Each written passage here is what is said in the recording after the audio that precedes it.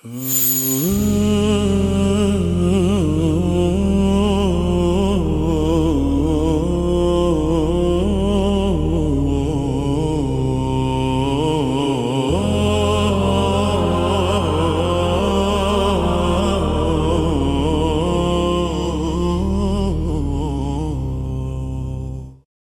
respektuar teleshikues kudo që jeni, nga do që na ndeshni, ju përshëndesim. Assalamu alaikum wa rahmatullahi wa barakatuh.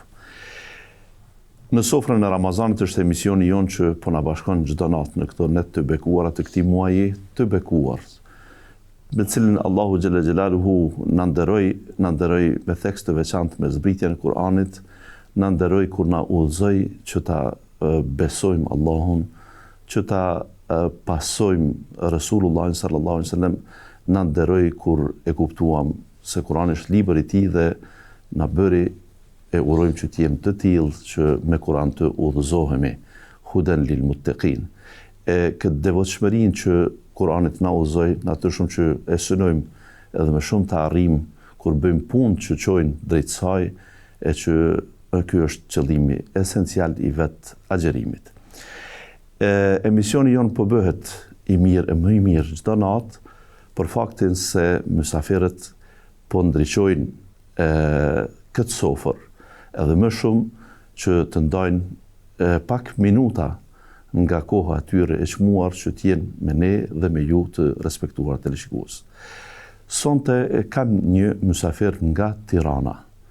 Ne po dëshmojmë se praktikisht në gjuhën shqipe, kur ligjërohet tashmë, ligjërohet nga gjitha trojet tona dhe falënderimi i takon Allahut të plotfuqishëm që në këto vite, në këto dekada kemi mundësi që të thrasim mysafir nga Tirana si hoxhallar të çmuar, derisa në vitet e para, në vitet e 90-ta, hoxhallarët shkonin pra nga këtu, nga Kosova, për të bërë thirrjet e para pas rrahjes së komunizmit në ato vende.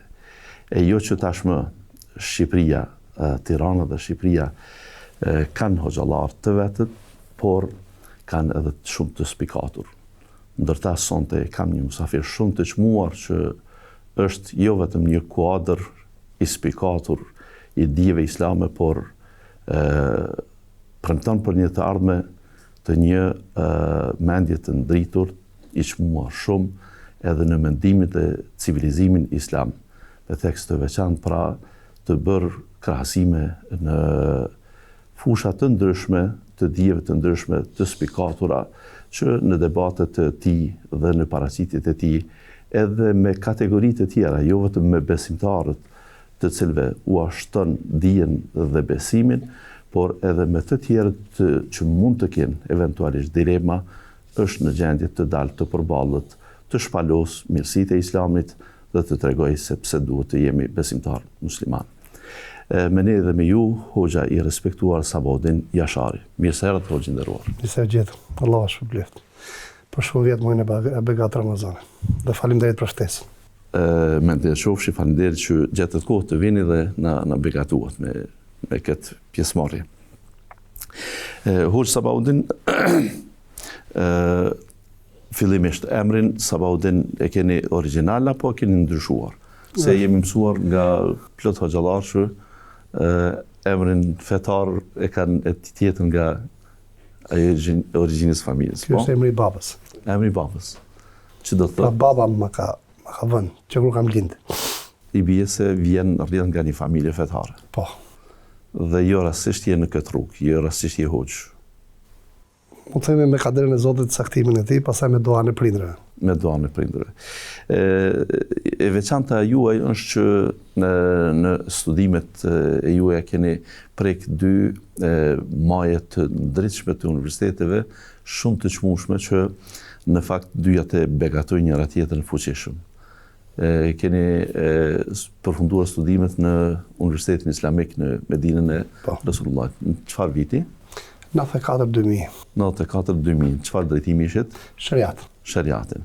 Pastaj vazhduat po ashtu në shariat, në Ezher. Në Universitetin e Ezherit. Pse guxohet jam sy? Ne që përfunduam studimet në Ezher, patëm shumë frikë që të vazhdojmë studimet e larta postdiplomike në master ose në magistraturë, sepse ishin shumë të vështira. Kush të mashtroi? Ai fatikisht më ka mashtruar fjala e Zotit, se më thonë dhe përvoja pejgamberit alayhis salam. Pra në thoi, kuptohet mashtrim. Aktualiteti, kur zbret në aktualitet, e para bismillahirrahmanirrahim, alhamdulillah, wassalatu wassalamu ala rasulillah. Kur zbret në aktualitet, pas një faze shkëputje nga aktualiteti, për qëllimin e kërkimit dijes së fesë shariatit. Normalisht 6 vjet në Medinë, normalisht kanë qenë shumë nderuar. Falenderoj Zotin e gjithësisë. Pastaj 5 vjet në Kairo, në Ezher. Edhe për këtë falenderoj Allahun e Madhëshëm, ka qenë një mundësi e madhe për të mpleksur mes 2 shkollave të dijes dhe të mendimit islam. Kur vjen aktualitet, veçanërisht pas një shkëputje 11 vjeçare, edhe pse pata mundësinë që pas fakultetit të aktivizohem dhe të angazhohem në Shqipëri si mësues i medresës Tiranës, edhe njëkohësisht edhe khatib në xhaminë e medresës Tiranës. Pas fakultetit me këtë angazhim kuptova se mes me dhe aktualitetit ka një hendek.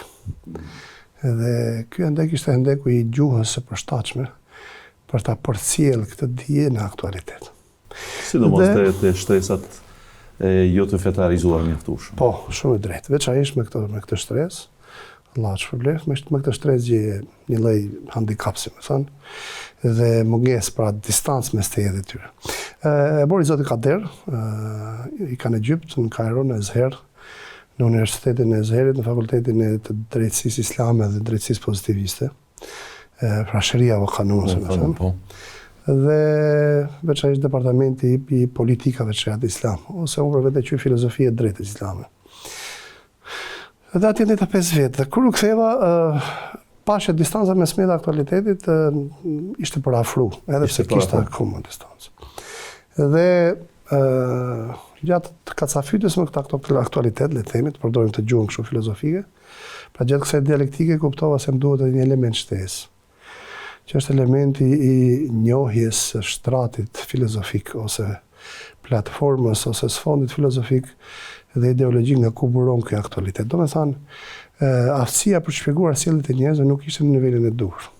Dhe konstatova se vetëm mënyrë për të shpjeguar sjelljen shoqërore, njerëzore, është njohësh burimin nga ku burojnë këto sjellje, sepse sjellja njerëzore është produkti i ideve të tij, për veten e tij dhe për shoqërinë. Pra, me i fjalë ashtu si e mendon njeriu veten, ashtu sillet me ta.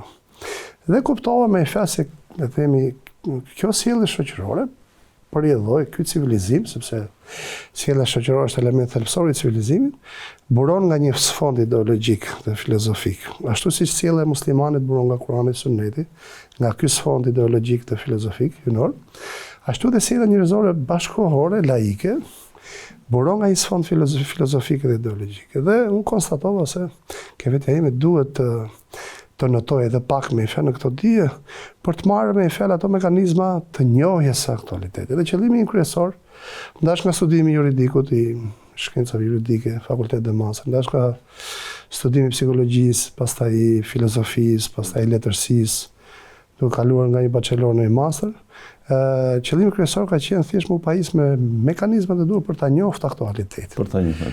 Ne jemi të bindur, elhamdulillah, që e vërteta është e përplotësuar tek fjala e Zotit.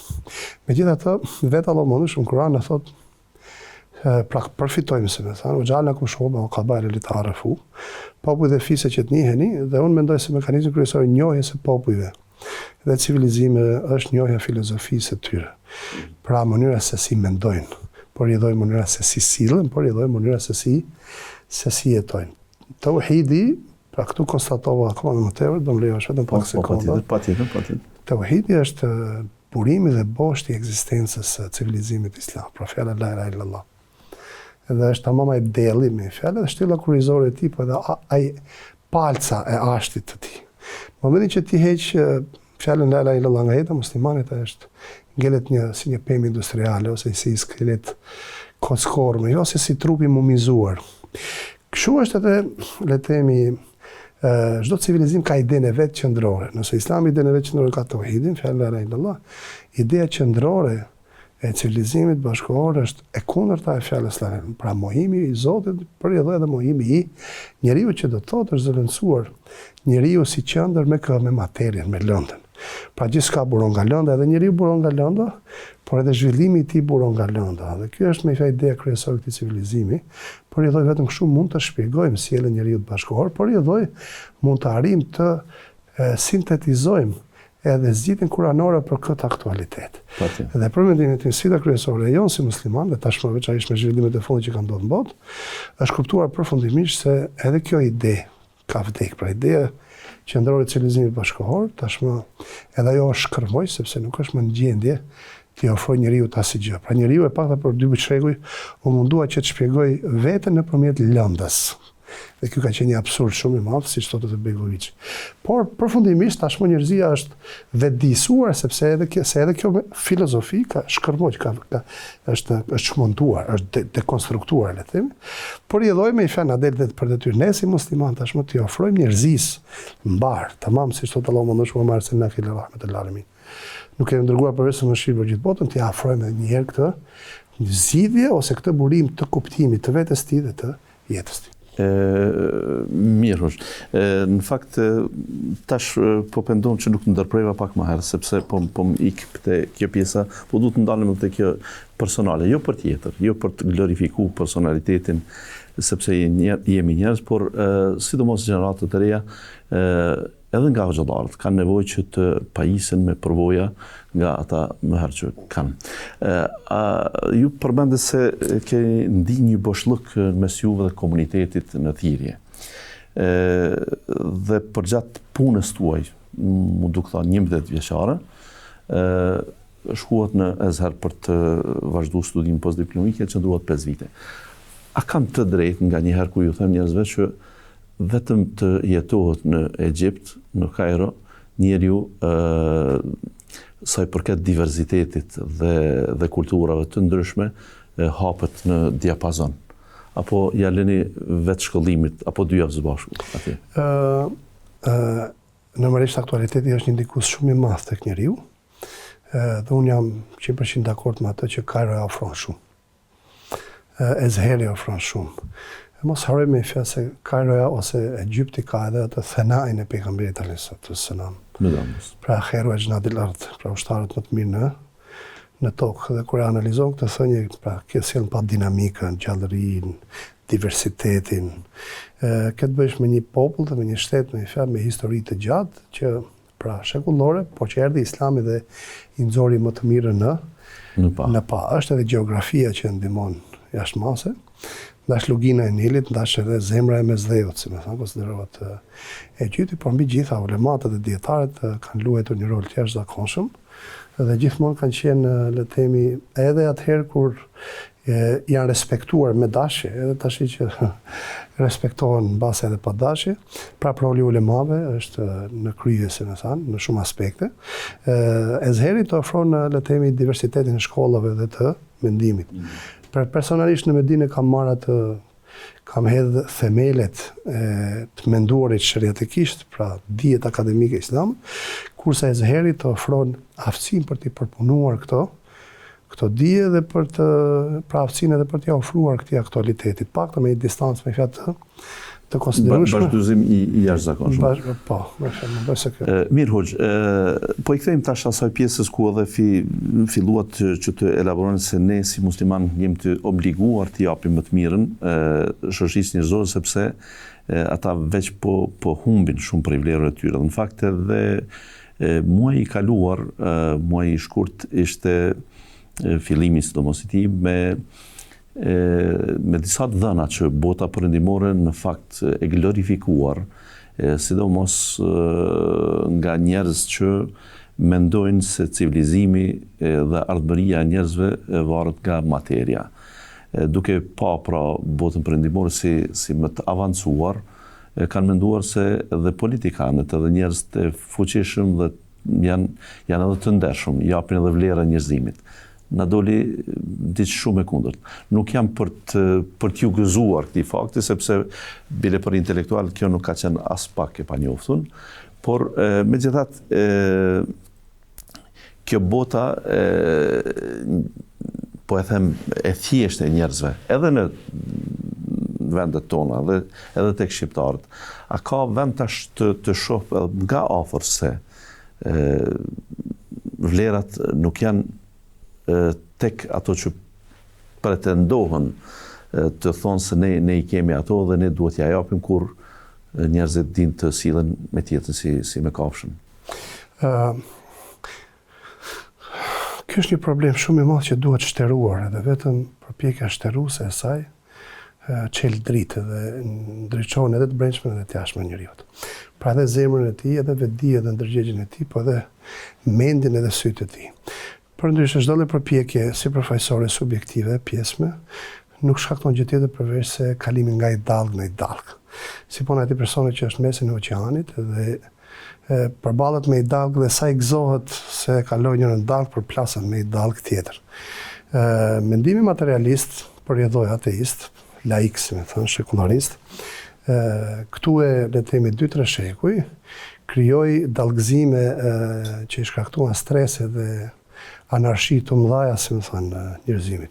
Stres intelektual, stres i mendjes, e lodhi mendjen njerëzore duke kërkuar kuptimsinë aty ku është e pamundur, duke kërkuar dritën aty ku nuk gjendet, pra vetëm në errësirë.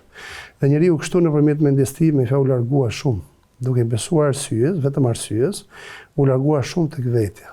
I besoi arsyes për ta gjetë veten derisa le të themi deklaroi, si më thanë, vdekjen e Zotit, pra me të filozofin e shuar pa fillim shekullit me Nietzschen, fatikisht ajo ishte edhe deklarimi i vdekjes së arsyes, siç thon analizuesit e filozofisë së Nietzsche. Sepse arsyeja, si më thanë, pretendoi se ishte burimi, le të themi, i vërtetës absolute. Pra ishte mohuar burimi i vërtetë që është Zoti, u zëvendësua me arsyeën, por Nietzsche tha përfundimisht Zoti vdiq. Domethënë e përjetshmja vdiq, absolutja vdiq, vlera nuk ekziston, por të denigruar pastaj deri tek ekzistencializmi i Sartrit që tha tani dhe këtu. Pra ajo çka është tash dhe këtu, ajo ekziston. Pra u mohua, pra u kaloi njeriu pa kupton në një nihilizëm ekstrem. Edhe para 2-3 ditësh po ndiqja një fenomen që po përhapet shumë në Amerikë. Për shembull, deri dje veprimet e dhunshme në Amerikë janë adresuar gjithmonë terrorizmit, të brendshëm dhe të jashtëm. Tashi thot, pra Washington Posti po bëll një analizë shumë gjerë, thot është e pamundur të shpjegoj me terrorizëm, thot disa sjellje të disa adoleshentëve, 16-17 vjeçar dhe jep me emra, që kanë vrarë me nga 10-15 vetëm nëpër shkolla. Dhe kur analizu, thot, kjo sjellje e dhunshme, vrastare, nuk është as pjesë e terrorizmit, as e ideologjive fetare. As ideologji. Madje as ideologjive sataniste. Por nuk është gjë tjetër përveç se thot me fjalë është një ekstremizëm nihilist i dhunshëm, ose një nihilizëm ekstrem i dhunshëm. Që do thot njeriu i bën tashmë këto sjellje të dhunshme jo për shkak të ideologjive, por i bën për shkak me fjalë se aq shumë po vuan nga pakuptimësia, aq shumë me fjalë ka përdorur mekanizmin e pakuptimësisë dhe dhënies pakuptim gjithçka, saqë tashmë ai është bërë hasëm me aktualitetin dhe kërkon ta mohojë atë. Domethënë është një kryengritje rebele ndaj çdo lloji aktualiteti të prekshëm. Përjedhoi me fjalë Epsteini, pra që doli u shfaq para disa javësh, për mendimin tim, në bazë shumë analizë, si më thonë, natyrisht kjo na ka ndihmuar shumë se nuk është po me fjalë ne ka vërtetuar ato pra me fjalë dolim pa me fjalë që njeriu arriti kulmin në dhunimin e vetes. Pse e dhunoi atë? Siç e thënë ti pak më parë, u bë 3 shekuj, madje që me Descartes ka filluar dhunimi i njeriut. Descartes u mundua me fjalë që të japë shpjegim njeriut nëpërmjet arsyes. Erdhi Kanti dhe i tha, arsyeja, përdesë nuk ka shpjeguar vetë, nuk mund të shpjegojë të tjerat. Prandaj ne kësaj arsye duhet i vëmë kufi që të mos gaboj. Edhe goditja e Kantit ishte goditja e dytë që u dha me fjalë vërtetës. Goditja e parë ishte nëpërmjet Descartit, goditja e dytë nëpërmjet Kantit, se Kanti e bëri akoma më të paaft arsyeën. Nëse Descartes tha arsyeja është ajo që zbulon të vërtetën, mirë, por nuk i vuri kufi. Dhe kështu u largua nga e vërteta, sepse s'mund ta zbuloj të vërtetën, s'mund ta shpikë arsyeja. Kanti i tha që ti, jo vetëm që nuk je në gjendje të ta zbulosh arsyeën, atë të vërtetën, por ti atë parë duhet të shpjegosh veten, sepse si thot ne mund të pretendojmë që të zbulojmë të vërtetën nëpërmjet diçkaje që ne asta nuk e njohim, nuk e kemi përkufizuar. Dhe me vendosin e përkufizimit ose të kufive të arsyeja është u dhunë akoma dhe më tepër arsye. Dhe erdhi pastaj Darwini dhe Marxi më parë dhe thanë me fakt që njeriu vjen nga lënda. Jo arsye. Arsyeja tashmë u mohu. Darwini bëri mohimin total të arsyes. Se tha me fjalë që vjen njeriu nga lënda. Dhe erdhi pastaj le të themi ai Freudi dhe i tha që njeriu, se më thonë, vetëm që vjen nga lënda, po sjelljen e tij e përbën kush, një ndjenjë seksuale e kultivuar me fjendër vite.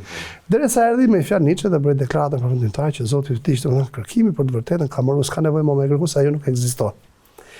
Por i dhoi tash përfituar një shekull, shekull 20, me fillimin e shekullit 21, tashmë me fjalë është tamam një absurd, është sjellje absurde e njeriut. Edhe kjo ka qenë shekulli përfundimtar i civilizimit, me fjalë, le të themi, perëndimor në përgjithësi, civilizimit tashmë bashkëkohor, sepse është bërë global, por që i kryesuar nga perëndimi veçanërisht me fjalë nga Amerika. Edhe normalisht fillimi i kësaj 8 vjetë do i vitë fundi. Edhe unë gjej herë pas rastin të them.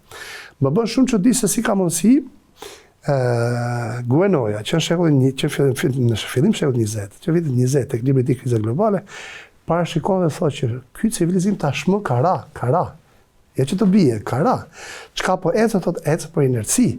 Mirë po thotë me i nëse shtojmë pyetjet, a mund të restaurohet, është e pamundur zonë. Ne thjesht duhet vrasim mendjen këtu për fillimin e ri, sepse pas çdo fundi ka fillim të ri. Gjë që kam gjetë të deklaruar fuqishëm edhe tek Begovici dhe thotë me i faqe njeriu i bardhë ose njeriu perëndimor asnjëherë nuk ka qenë i civilizuar, se s'mund të jetë i civilizuar njeriu që mohon veten e tij.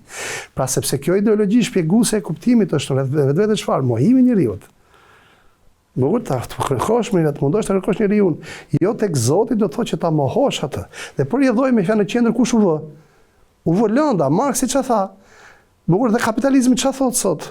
Marxi thotë me fjalë që njeriu zhvillohet me zhvillimin e mjetit të prodhimit. Bukur u krijua sistemi komunist që u shkatrua shurpit, ngeli sistemi çfarë? Kapitalist, që do të thotë me fjalë në qendër të universit kush është? Të universit shoqëror. Është kapitali. Dhe kështu u krijuan kasta. Dhe bota nuk mund të hesë kështu, po me krijimin e kësaj kaste dhe duke e vënë kapitalin në qendër, ç'a ndodhi? U adhurua kapitali dhe përjedhoi u bë standardi gjithçkaje dhe u bë standardi i arritjes çdo lloji çfarë qëllimi. Përjedhoi Epsteini ç'a ishte vetvete?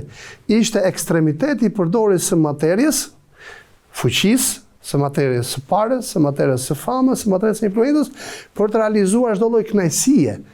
Benthami, filozofi i të drejtës, filozofi britanez i drejtës, çfarë thotë? Ç'është e vërteta? E vërteta thotë është e dobishmja. Po ç'është e dobishmja? Parja, barku apo seksi? Ai thotë dobishmja është kënaqësia, kënaqësia. Hajde për kufizoj kënaqësi, dhe s'ka ta për kënaqësi. Tash unë kam fuqinë, kam parë, kam influencën, do realizoj kënaqësinë. Cila është kënaqësia? Për ty kënaqësia është çfarë? Ajo që bëre me Epsteinin. Po çfarë zbuloi në fund me kjo? Zbuloi që pikrisht ata që deri dje, jo sot, deri dje hiku, është epokë e vjetër tashmë. Deri dje kanë ngritur me flamurje demokracisë, drejtat njeriu, drejtat fëmijëve, drejtat grave, na kanë dhënë mend veçanërisht botës islame, ose botës lindore në përgjithësi, që ka pas një lloj dhe vazhdon të ketë një lloj konservatorizmi. Ju po i dhunoni gratë, po i dhunoni fëmijët e tjerë, ndërkohë me fjalë që shikojmë formën më ekstreme të dhunimit të gruas, të shëndruar në një plaçk, edhe në një mjet me thjesht kënaqësie, por formë më makabër, pa duke i ngrënë mishin, duke i pi gjakun. Dhe këtu me fjalë, si më thënë, u zbulua përfundimisht, le të themi, u çorr maska e kujt?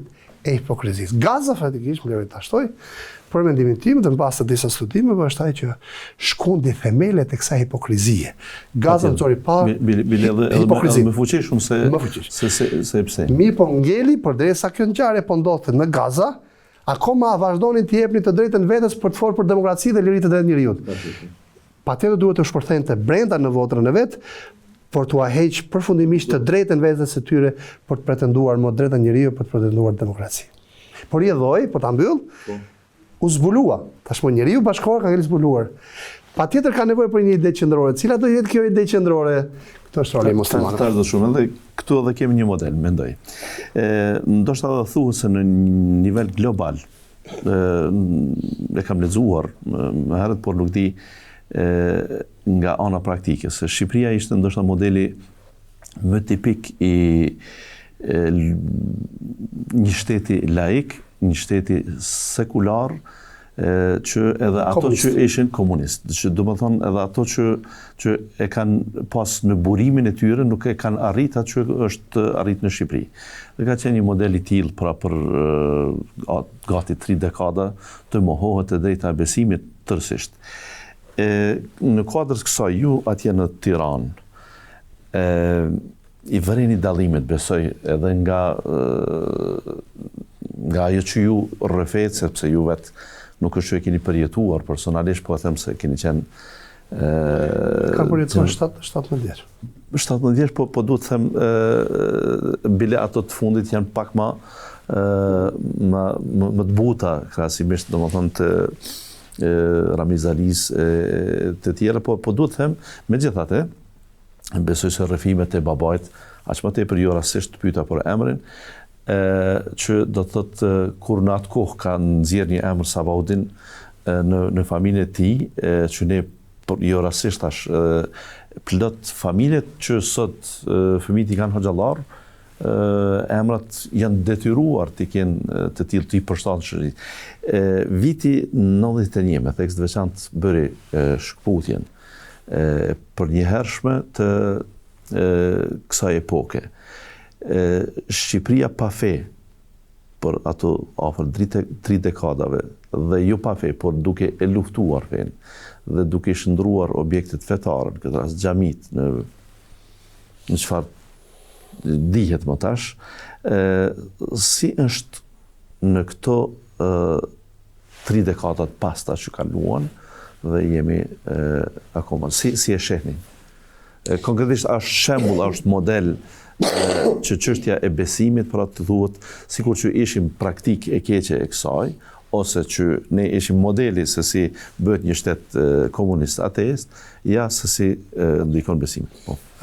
Shuri, një dy hyrje të vogla do bëj. Sistemet diktatoriale në fundet e tyre janë gjithmonë më agresiv se kurdo herë tjetër. E nisin me të butë, me diplomaci për të mbushur mendjen e njerëzve. Dhe kur shikojnë se po bien, bëhen shumë agresiv sepse po bie sistemi për i dhe po shkërmoqen edhe interesat. Sikur që ndodhi në Siri. Po, sikur që ndodhi në Siri, bravo. E njëjta gjë ndodhi edhe në Shqipëri. Pavarësisht se në momentet e fundit fare, se do thënë, po të shikojmë, sistemi komunist ka qenë agresiv në Shqipëri pas viteve 70, shumë agresiv. Pra vrasje, eliminime, etj. Sepse tashmë në qendrën e tij fillon duke rënë. Pra aty ku ishte Oxhaku i Madh, që ishte Rusia me. Gjithsesi, unë kam përjetuar këtë fazë, kam përjetuar fukarallëkun, le të themi përçmimin, kam përjetuar rënd me fjalë edhe le të themi atë sistemin e kastave të padeklaruar në sistemin e komunizmit. Gjithsesi, ajo që të bë përshtypje në tetor të vitit 90, Sabri Koçer Ahmet Past, pra kryetari i parë i komunitetit musliman me muslimanët dhe qytetarët e Shkodrës, jo vetëm muslimanë, por edhe katolik. E morën për krahun Sabri Koçin, Allah i rahamu, Zoti mëshiroft, dhe shkuan hapën xhamin e Plumbit. Dhe unë her pas here shikoj atë video dhe shikoj atë materiale. Njëkohësisht, një nga materialet që shikoj shpesh është edhe kur është hapur herë të parë xhamia e qendrës e Tembeu, që është mbush sheshi plot. Dhe them me vete, u them edhe të tjerëve, veçanërisht të ardhurë në Shqipëri që vinë pas here. Profiteroni është punuar jashtë mase për 45 vjet që sistemi komunist me fjalë të arritë të shkulli rranjët e besimit. Mos harrojmë, komunizmi në Shqipëri ka qenë tjetër gjë, nuk ka qenë thjesht një dallgë fundit e sistemit komunist që ka qenë në Rusi, apo ka qenë një pjesë e sistemit komunist në Europën lindore. Në Shqipëri ka qenë ndryshe. Ka qenë për arsye të tjera, por nuk është momenti të diskutojmë.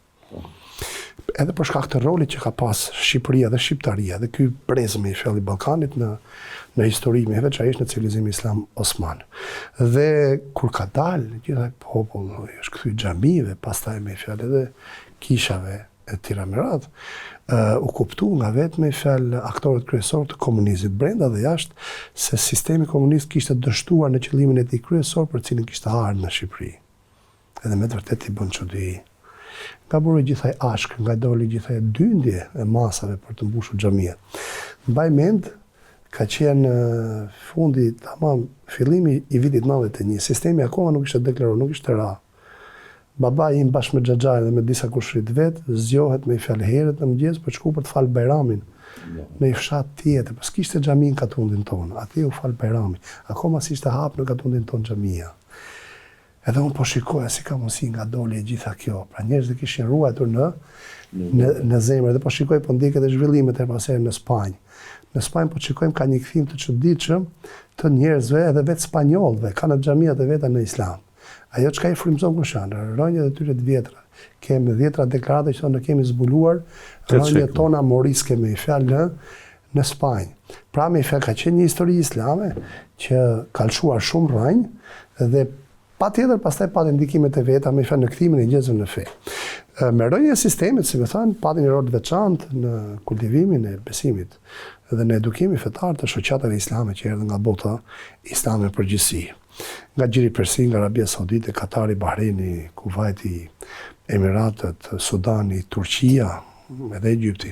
Pra pati një rol të jashtëzakonshëm në ngritjen e institucioneve, xhamive veçanërisht me fe dhe në dërgimin e studentëve. Tashmë me fe pas gurit kilometrik me fe të 11 shtatorit 2001, shumë shoqata arabe u detyruan që të dalin. Natyrshëm ngeli se me thanë drejtimi i punës islame tek bijtë e vendit, pra tek shqiptarët e Shqipërisë, pati ato luhatet e veta, vibracione jo të lehta. Patëm vibracione jo të lehta edhe kur u kthyem nga shkolla në aspektin e derisa u njoftëm me njëri tjetrin, u pajtuam realisht, konkretisht me njëri tjetrin, dhe aktualitetin na bëri të kuptojmë se ka gjëra shumë të rëndësishme për të përqendruar në ta, dhe ka shumë gjëra të rëndësishme të cilat na bashkojnë me dhe të cilat aktualiteti shoqëri ka shumë të nevojshme. Pra duhet të angazhohemi me gjëra më thelbësore, dhe kjo po ndodh elhamdulillah. Personalisht unë shoh me shumë optimizëm zhvillimin e islamit në Shqipëri. Unë mendoj se aktualiteti shqiptar ka dy cilësi, dy karakteristika. Karakteristika e parë është se na ka bekuar Zoti me liri. Ne kemi liri e para për të lëviz, për të shprehë dhe për të deklaruar dhe për të zbatuar besimin. Kemi liri edhe për ta propaganduar dhe për të ftuar në të.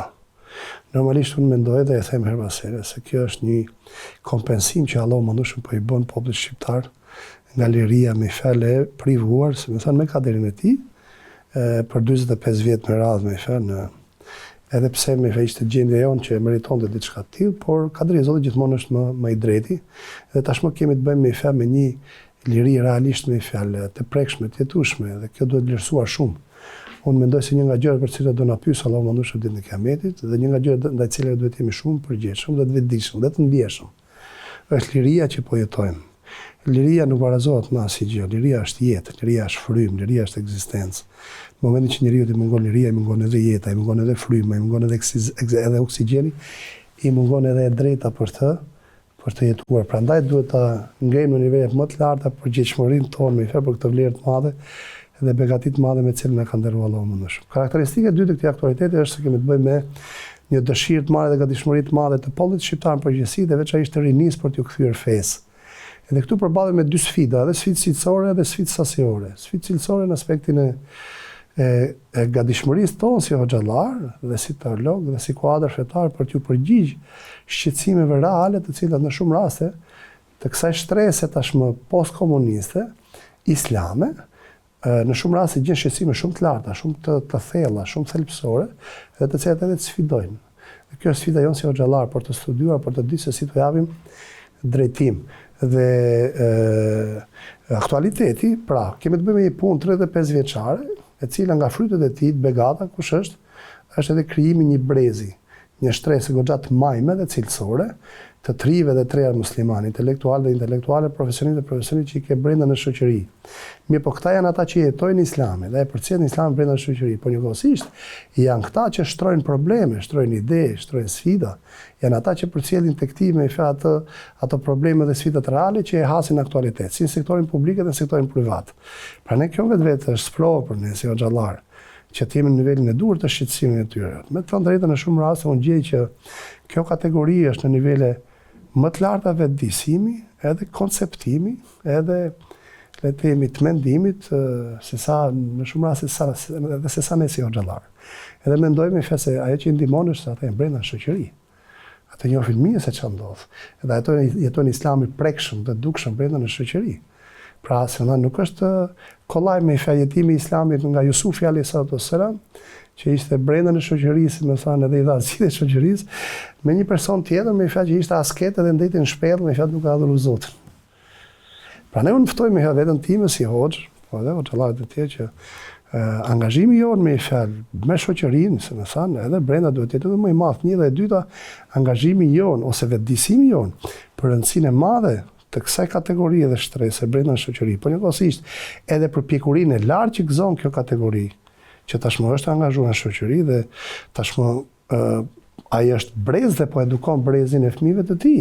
Për shembull ne le të themi angazhimin tonë nëpërmjet shoqatave apo xhamive, jemi duke u edukuar ose duke u marrë për të edukuar brezin e dytë, të këtyre që deri dje kemi pas studentë, kemi pas nxënës, ai cili fëmijën përdore. Do thotë ke faktor me fjalë e ka aktor dy herë.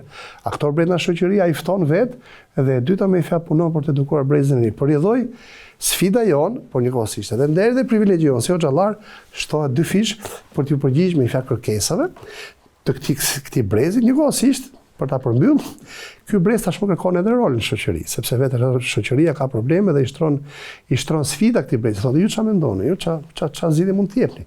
Sepse me fjalë ky brez tashmë ka filluar të lodhet së thëni me fjalë së drejtuar gishtin edhe të këtë tjerët. Edhe ka kuptuar që ky duhet të ketë dhe mund të ketë rol. Mirë, po pikërisht këtu ka nevojë për orientim. Çfarë roli duhet të kem? Hoxha Bauden, gabuat ju apo unë? Thatë keni studiuar për shariat. Ishte gabim. Ndoshta usuldin, pastaj akide felsefe.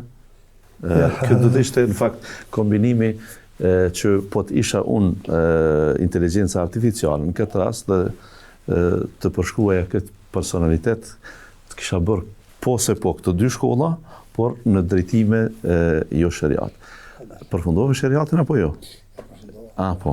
Atër po i kthehemi pak për bereqet të kësaj ndeje, këtij takimi, kësaj sofre, me një pjesë të ajetit të agjerimit. Çdo hoxh ka shpjeguar diçka nga ajetit të agjerimit, me ty e kam shkurt. وَلِتُكْمِلُوا الْعِدَّةَ وَلِتُكْمِلُوا الْعِدَّةَ وَلِتُكَبِّرُوا اللَّهَ عَلَى مَا هَدَاكُمْ وَلَعَلَّكُمْ تَشْكُرُونَ. Allah më nushëm ka që i mirë është me ne, ka që i fisnik, ka që bujar, ka që i dhimshëm, ka që sa që çdo ibadet të ti e ka shoqëruar me lehtësim, ose me me një metodologji mundësuese të realizimit të ibadetit. Dhe po shikojsh kjo ajet kuranor, kur fillohet të meditoj dje, gjen me një shkollë të jashtëzakonshme, edhe juridike, edhe komunikative, edhe le të themi menaxheriale, mënyra se si menaxhohen sfidat, edhe gjatë zbatimit të adhurimit.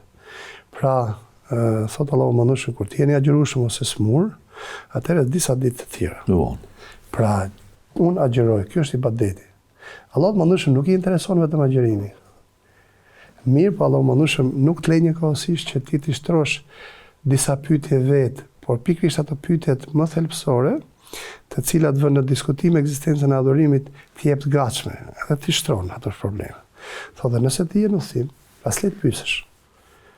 Bukur, apo i smur, edhe këtë s'le të pyesësh. Por të të përcjellë një mesazh tjetër, që unë me feurobim, megjithëse dua të kem pranë. Shikoj edhe këto sfida po t'i lehtësoj vetë, sepse po të desha që të ta vështirësoj për të larguar nga vetja, bukur, ose po desha të sprovoj, si më thënë, do t'i kisha krijuar këto sfida, do t'i kisha krijuar këto sfida, do t'i kisha lënë ti t'u japësh zgjidhje. Por unë t'i parashikoj njëkohësisht t'u jap edhe zgjidhje, por të ta lehtësuar dhe për të treguar që unë dua të të kem pranë vetes time. Edhe dua që nëpërmjet të adhurimit ti të përfitosh dobi, sepse ti je i vetmi që përfiton nga adhurimi, se Allah s'përfiton asgjë. Pra Europë të mine se do të ishit mbledhur gjinde dhe njerëz në një vend të vetëm dhe çdo njeri për jush këto t'i kishte kërkuar Allahut mëndueshëm kërkesën e tij dhe Allahu mund t'ia kishte dhënë, kjo s'do t'i kishte paksuar Allahut mëndueshëm nga pushteti dhe pasuria e tij, sa mund të paksoj me fjalë gjilpora që futet në det. Pra Allahu mëndueshëm është ganiun al-alamin.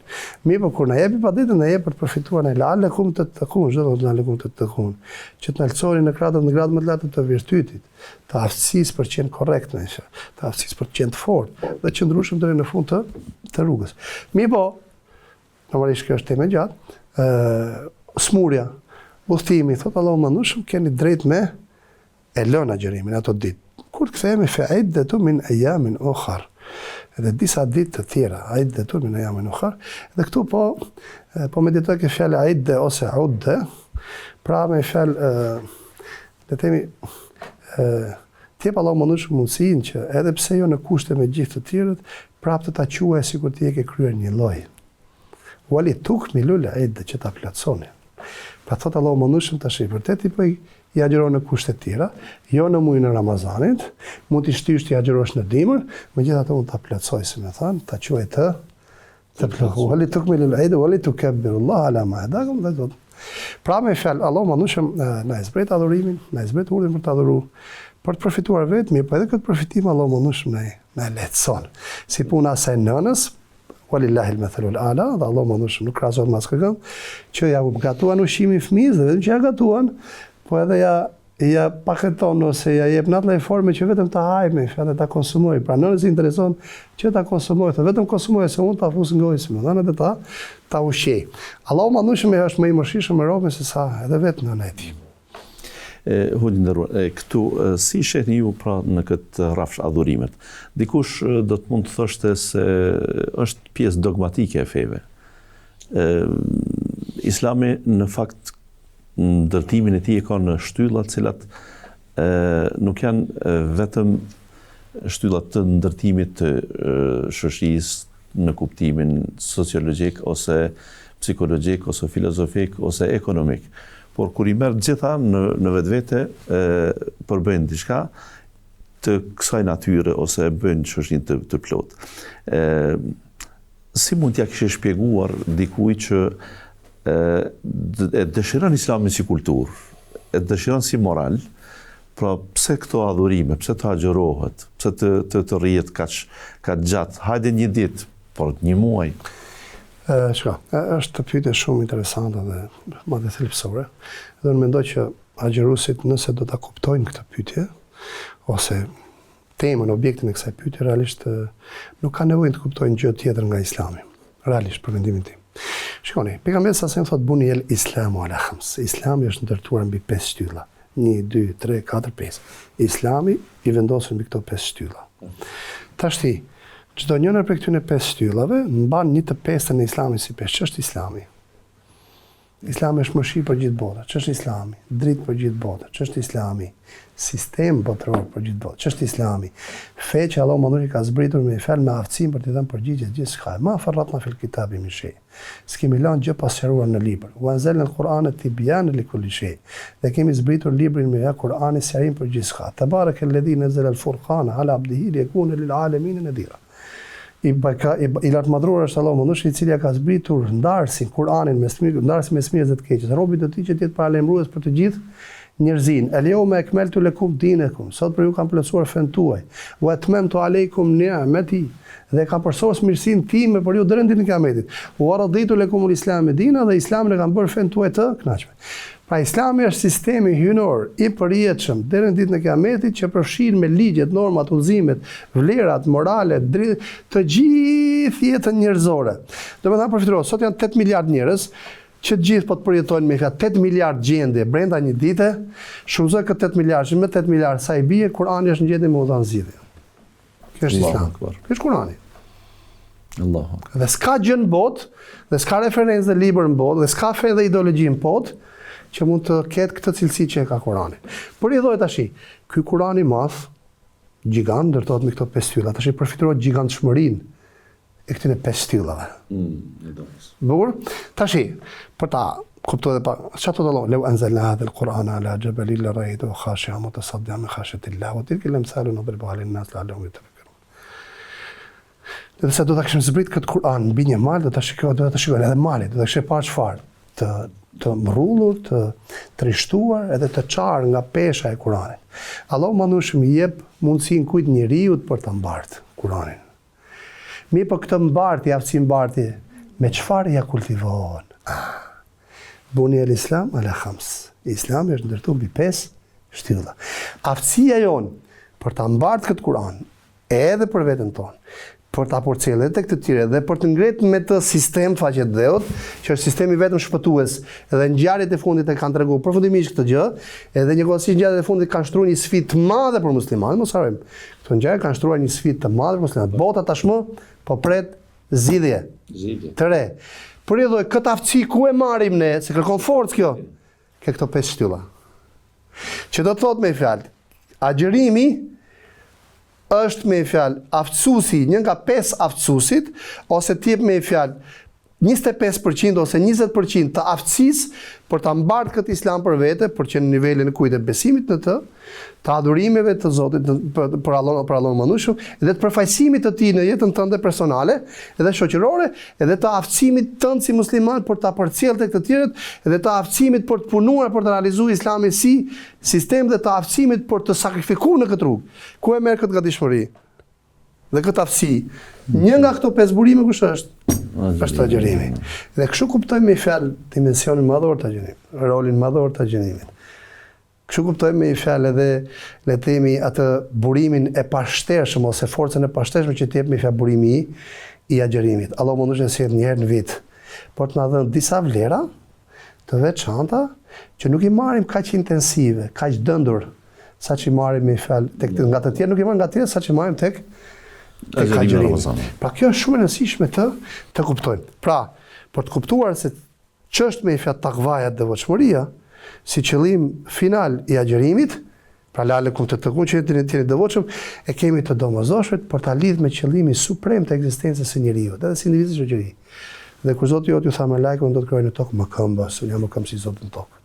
Domethënë, agjërimi është një nga 5 burimet ose një nga 5 shkollat që më aftëson mua me qenë më këmbë si Zoti në tokë. Wa ma arsalnaka illa rahmatan lil alamin. Nuk kemi dërguar përveç se mëshirë për gjithë botrat. Agjërimi është një nga 5 shkollat aftësuese për të qenë mëshirë për të gjithë botrat. Bukur, Kurani është far, libri i gjithë njerëzisë. Agjërimi është një nga 5 shkollat furnizuese me ato vlera që më mundsojnë mua për të punuar me sinqeritet dhe devocion të lartë për të realizuar Islamin si sistem me fjalë njerëzore në faqet dheut deri në kiamet. Pra, mungesa e kësaj ndjenjes për të shty epshet, për të menjanuar, i bëri të tjerë që të mos jenë model.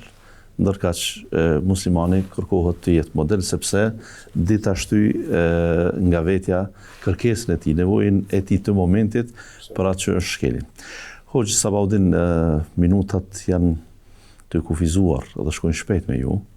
Natyrisht që biseda shumë e këndshme edhe ne shpresojmë që të takohemi përsëri në projekte të tjera. Ishte kënaqësi që sonte ishe me ne. Edhe imja gjithashtu ju falenderoj shumë për ftesën, sukses për emisionin, për shumë vjet muajin e bekat Ramazanit. Zoti ju nderoj, faleminderit shumë. Allah shpëlet. Të respektuar teleshikues, atëherë kishim hoxhën mëdimtarin shqiptar nga Tirana, Hoxh Sabaudin Jashari, që na shoqëroi sonte në sofrën e Ramazanit. Ju qëndroni përsëri me emisionet e tjera tona që transmetohen gjatë këtij muaji me tekste veçantë që janë të përgatitura ekskluzivisht për ju. Ne do të takohemi natën e nesër përsëri inshallah me një musafir tjetër për të ndriçuar akoma këto net të bekuara të muajit të madhëshëm. Ju përshëndesim. Assalamu alaikum wa rahmatullahi wa barakatuh.